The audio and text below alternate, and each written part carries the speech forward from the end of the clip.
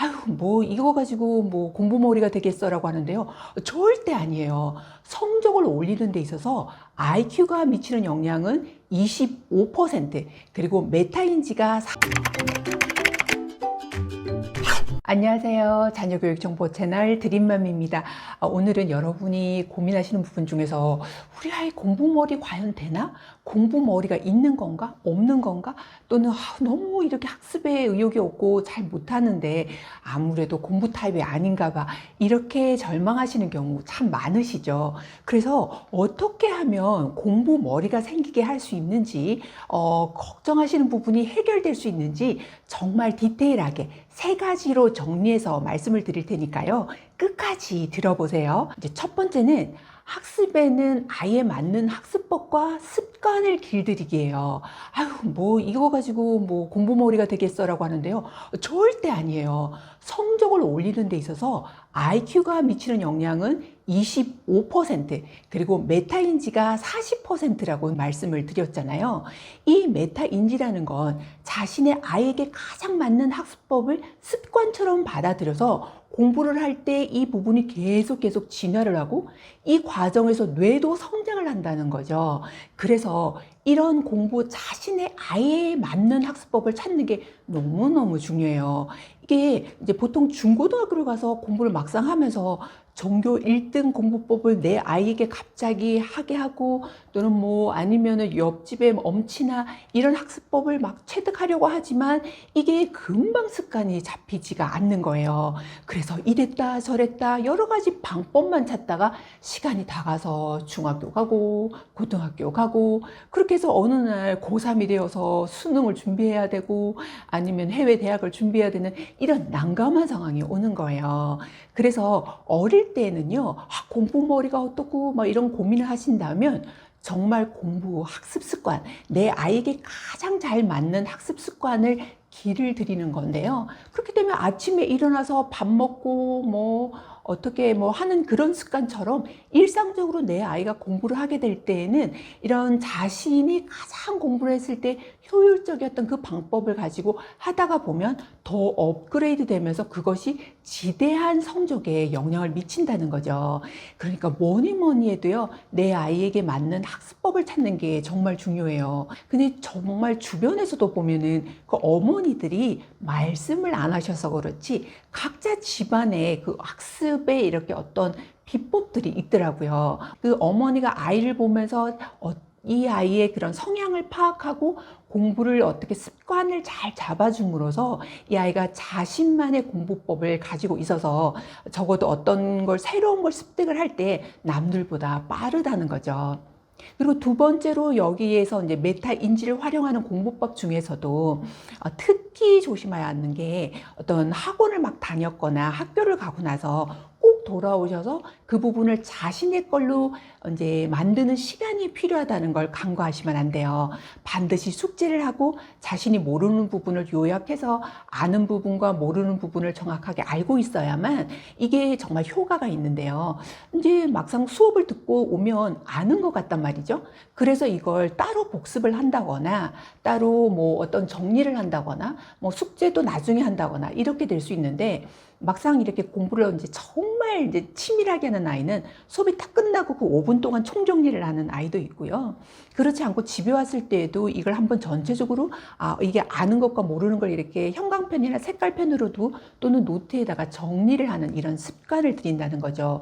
이거는 공부에 있어서 너무너무 중요한 부분인데요. 그러니까 이거를 간과하지 마시고 이 부분까지 꼭 확인해 보셨으면 좋겠어요. 공부머리가 좋아지려면 그 다음에 중요한 부분은요, 좋아하게 하면 잘하게 되고 공부머리가 생긴다는 거죠. 이거 너무 간단하고 쉬운 방법 아니야? 라고 생각할 수 있는데 이게 뭐냐라고 생각할 수도 있겠죠. 그런데 좋아하게 되면요, 우리 왜 모든 걸 걸게 되고 또 에너지를 다 쏟아붓게 되잖아요. 그렇게 됨으로써 이게 이제 뉴욕대 신경과학센터에서는 우리가 관심을 가지고 있는 그 분야에서 뇌가 성장 가능하다는 사실을 밝혀냈는데요. 그만큼 우리가 좋아하는 거를 만시간의 법칙을 사용해서 그만큼 투자를 하게 되면 전문가가 될 수 있다는 거죠. 이걸 너무나 뼈저리게 느꼈는데요. 사실 여러분도 좀 공감하시는 게 결혼을 하고 나서 내 시간은 없고 내 삶은 없는 것 같고 시집살이 만만치 않고 그리고 현실적인 것으로 이제 현타가 오게 되면서 막 도망가고 싶고 뭐 결혼 생활 그만하고 싶고 이런 생각이 들 때가 있지 않나요?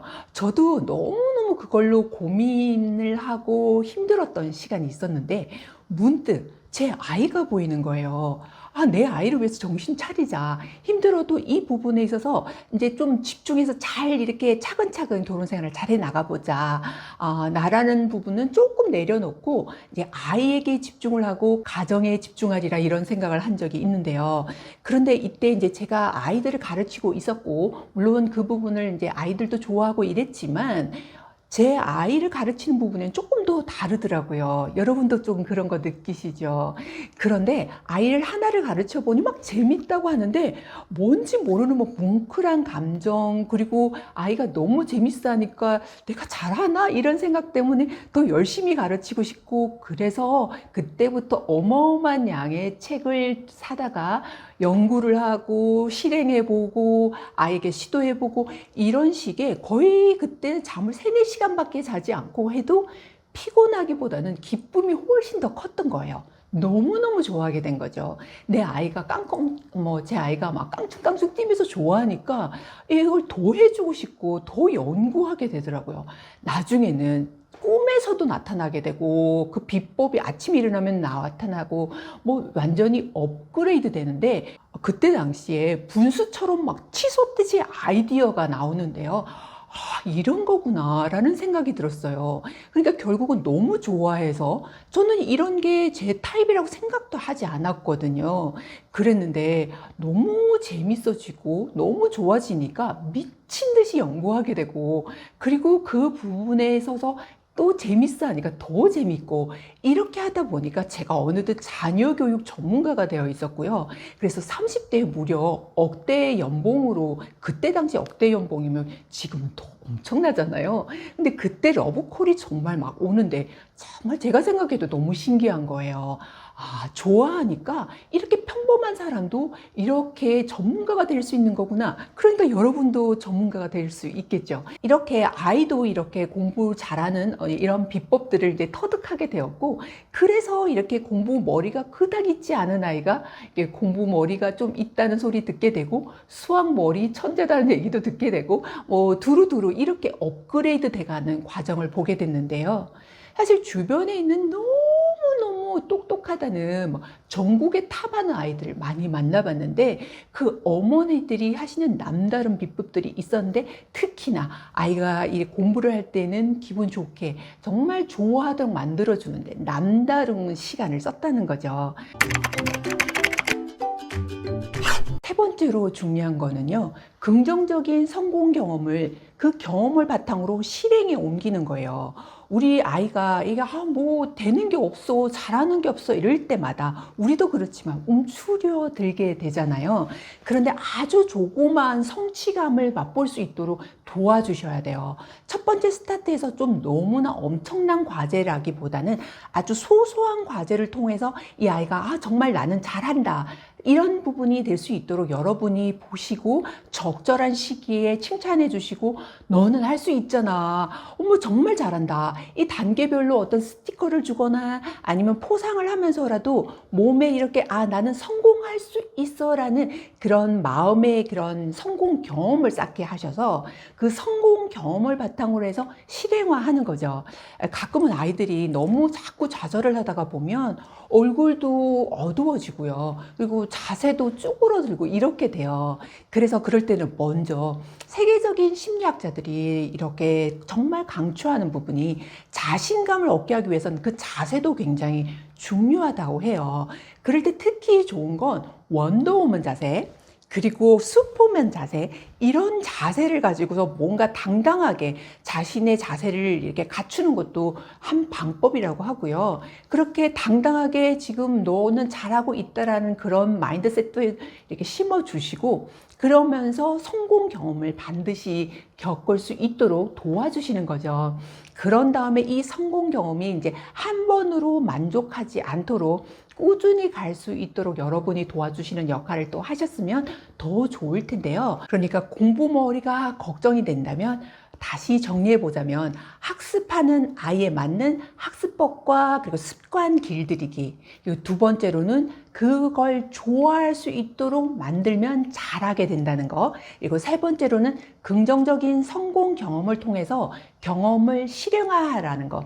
이렇게 하게 되면 정말 공부 머리가 생기고 그리고 아이가 성적이 오르는데 정말 도움이 될 거예요. 설령 이 부분이 공부뿐만 아니라 다른 일을, 아이가 가지고 있는 각자의 달란트가 있잖아요. 그 재능을 발견하고 그 재능의 도구로 공부를 사용할 수도 있는 거잖아요. 다양한 아이의 재능 속에서 공부머리도 함께 있다면 훨씬 더 그 아이의 재능이 돋보일 건데요. 수학머리, 공부머리, 기타 등등 머리 탓할 것이 아니라 이 공부가 이런 마인드셋으로 하게 되면 충분히 잘할 수 있다는 그런 자신감을 가지시고요. 오늘도 이 영상을 보셨다면 한번 벽에 쫙 붙여놓고 실천을 해 보시기를 바라요. 여러분 자녀의 성공에 도움이 되는 영상이었기를 바라고요. 드림맘은 다음 시간에 찾아올게요. 감사합니다.